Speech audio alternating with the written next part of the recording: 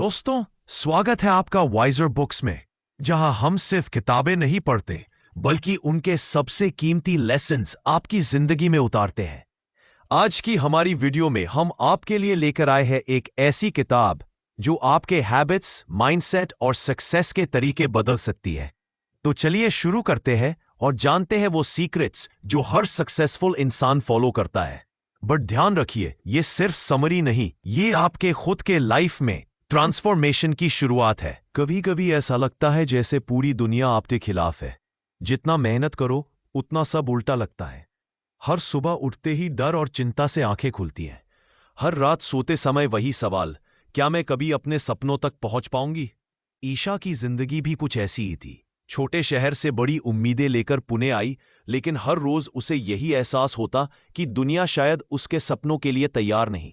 नौकरी नहीं मिलती, रिजेक्शन मिलते हैं और अंदर से एक खालीपन बढ़ता जाता। वह अपने आप से कहती, शायद मैं काबिल नहीं हूं। हर दिन की यही रूटीन थी, सुबह उठना, लैपटॉप खोलना, रिज्यूम भेजना, रिजेक्शन और फिर खुद को हतोत्साहित करना। उसके पास स्किल्स थी, आइडियाज थे, क्रिएटिविटी भी, लेकिन कुछ कमी हमेशा महसूस होती रही, कॉन्फिडेंस की कमी। हर बार जब कोई अपॉर्चुनिटी मिस होती, उसकी इनर वॉइस कहती, तुमसे नहीं होगा, तुम दूसरों से पीछे हो। ये रूटीन उसे मेंटली ड्रेन कर रहा था। एक दिन उसकी दोस्त सिया उससे मिलने आई। सिया शहर की एक एस्टैब्लिश्ड क्रिएटिव एजेंसी में काम करती थी और हमेशा पॉजिटिव एनर्जी लेकर आती थी। उसने ईशा से कहा, तुम्हें सिर्फ माइंडसेट बदलने की जरूरत है। यूनिवर्स हमेशा रेडी है तुम्हारी मदद करने के लिए। बस तुम्हारे थॉट्स, फीलिंग्स और एक्शंस एक लाइन में होने चाहिए। जब तुम्हारा अंदर और बाहर का एनर्जी अलाइन होगा, तभी अपॉर्चुनिटीज अट्रैक्ट होंगी। ईशा ने पहली बार सोचा, क्या सच में कुछ इतना सिंपल और पावरफुल हो सकता है? शुरुआत में उसे शक हुआ, लेकिन अंदर एक उम्मीद भी थी। उसने डिसाइड किया कि वो कम से कम 1 महीने तक ट्राई करेगी। उसने सुबह उठने की रूटीन बनाई। 1. पॉजिटिव एफर्मेशंस, मैं क्रिएटिव हूं, मैं डिजर्विंग हूं, मैं केपेबल हूं। 2. विजुअलाइजेशन, अपने फ्यूचर सेल्फ को इमेजिन करना, एक क्रिएटिव एजेंसी जहां लोग उसकी आइडियाज की तारीफ कर रहे हो, जहां वो पैशन के साथ काम कर रही हो।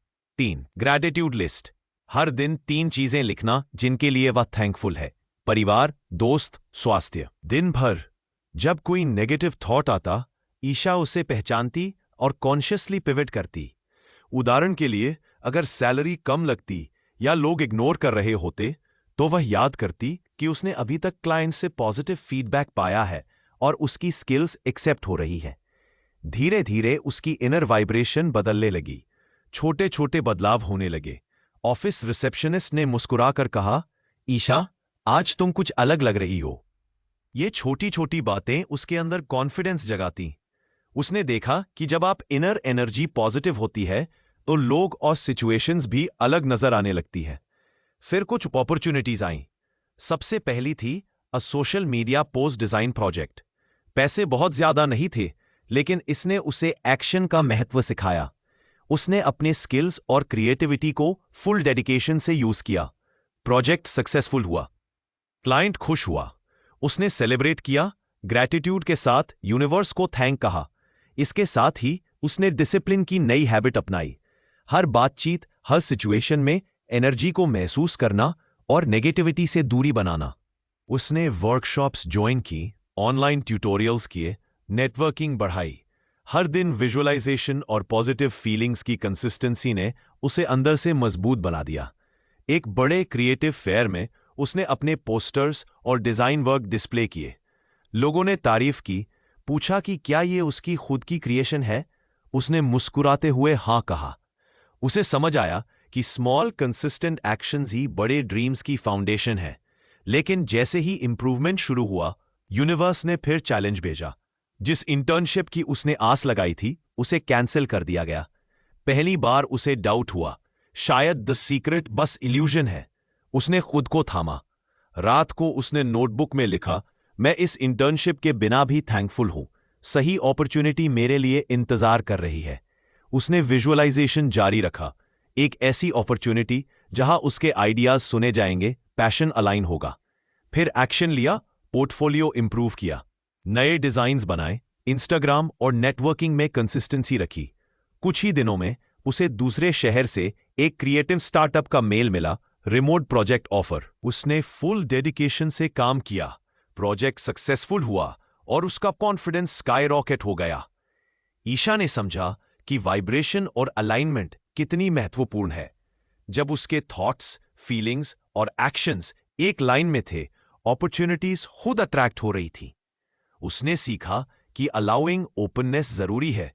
जब मन ओपन होता है तो यूनिवर्स रास्ते खोल देता है। उसने अपने मेंटल हैबिट्स को मजबूत किया, daily gratitude, visualization, pivoting negative thoughts, positive affirmations, ये उसकी फाउंडेशन बन गई।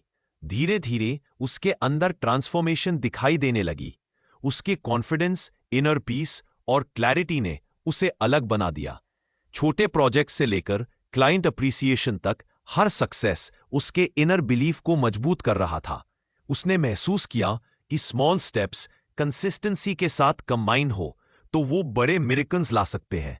हर रिजेक्शन एक सीख बन गई, हर चैलेंज एक ग्रोथ। ईशा की जिंदगी धीरे धीरे बदल रही थी। छोटे प्रोजेक्ट्स, क्लाइंट अप्रिसिएशन और डेली प्रैक्टिस ने उसे अंदर से मजबूत बना दिया था। लेकिन यूनिवर्स का टेस्ट अभी बाकी था। एक दिन उसने नोटिस किया कि नया क्लाइंट जो बड़ा अपॉर्चुनिटी देने वाला था, उसने लास्ट मोमेंट पर प्रोजेक्ट डिले कर दिया। ईशा का पहला इंस्टिंक्ट पैनिक और फ्रस्ट्रेशन था। क्यों हमेशा ऑब्स्टिकल्स आते हैं? क्या मैं फिर से फेल होने वाली हूं? लेकिन इस बार उसने पुरानी आदतों का सहारा लिया, डीप ब्रेथ, ग्रैटिट्यूड और पॉजिटिव पिवट। उसने खुद से कहा, यह चैलेंज मेरा ग्रोथ अपॉर्चुनिटी है, मैं इसे अलाइन करूंगी, फियर नहीं। उसने अपने नोटबुक खोला और लिखा, thank you universe for testing my faith and strengthening me. इसके बाद ईशा ने क्रिएटिव स्ट्रैटेजी रीथिंक की। विजुअलाइजेशन में उसने देखा कि प्रोजेक्ट स्मूथली कंप्लीट होगा, क्लाइंट खुश होगा और उसकी एजेंसी का क्रेडिबिलिटी बढ़ेगा। उसने एक्शन लिया, टीम के साथ कोऑर्डिनेशन, डेडलाइंस क्लियर करना, डिजाइन इंप्रूवमेंट्स। कुछ दिनों में प्रोजेक्ट लॉन्च हुआ और अनएक्सपेक्टेडली वायरल हो गया।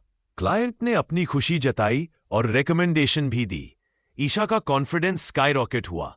उसने समझा कि जब इनर अलाइनमेंट सही हो, यूनिवर्स खुद पाथवेज खोलता है। लेकिन सबसे बड़ा मोमेंट तब आया जब उसने खुद की क्रिएटिव एजेंसी खोलने का डिसीजन लिया। Visionary designs. पहले डर था, फाइनेंशियल रिस्क, अनसर्टेनिटी, फेलियर की संभावना। लेकिन उसने सोचा, मैंने अभी तक जितना सीखा है वो सब मुझे गाइड करेगा। मैं फियर को नहीं, बिलीफ को फॉलो करूंगी। एजेंसी लॉन्च के इनिशियल मंथ्स आसान नहीं थे। क्लाइंट पाइपलाइन धीरे धीरे बन रही थी, कुछ डेज लो रेवेन्यू वाले भी थे। लेकिन ईशा ने डेली प्रैक्टिस नहीं छोड़ी। Affirmations, gratitude, visualization, positive pivoting. उसने अलाइनमेंट और वाइब्रेशन पर फोकस रखा। धीरे धीरे प्रोजेक्ट्स बढ़ने लगे, क्लाइंट्स खुद कनेक्ट करने लगे। ईशा ने सीखा कि लॉ ऑफ अट्रैक्शन केवल सोचना नहीं है, बल्कि एक्शन और अलाइनमेंट भी चाहिए। हर चैलेंज उसे स्ट्रेंथन करता, हर स्मॉल सक्सेस उसे मोटिवेट करता।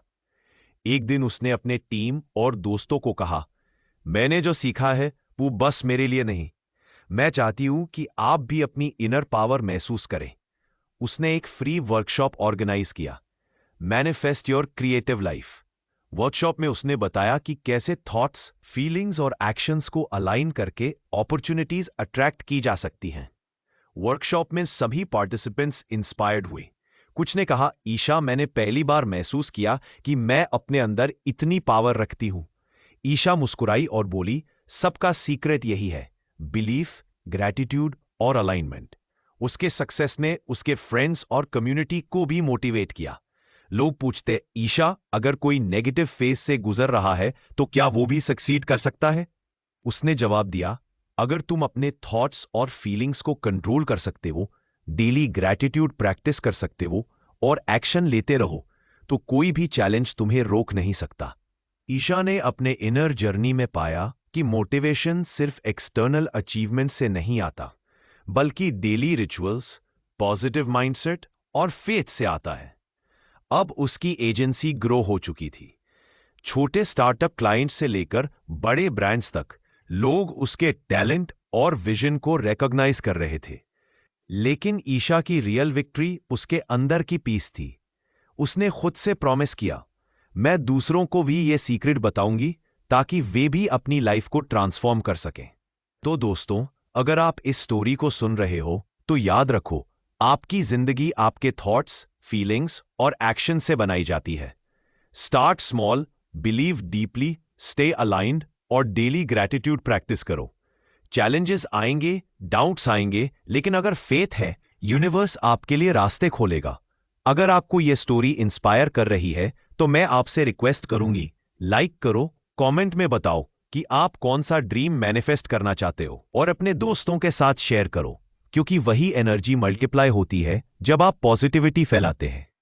मैं आपको इनकरेज करूंगी, हर दिन 3 पॉजिटिव एफर्मेशंस बोलो, विजुअलाइजेशन करो, ग्रैटिट्यूड जर्नल मेंटेन करो। छोटी छोटी चीजें जोड़कर आपकी रियलिटी बड़े मिरेकल्स में बदल जाएगी। याद रखो, law of attraction works when your belief is unshakable, your action aligned and your energy high.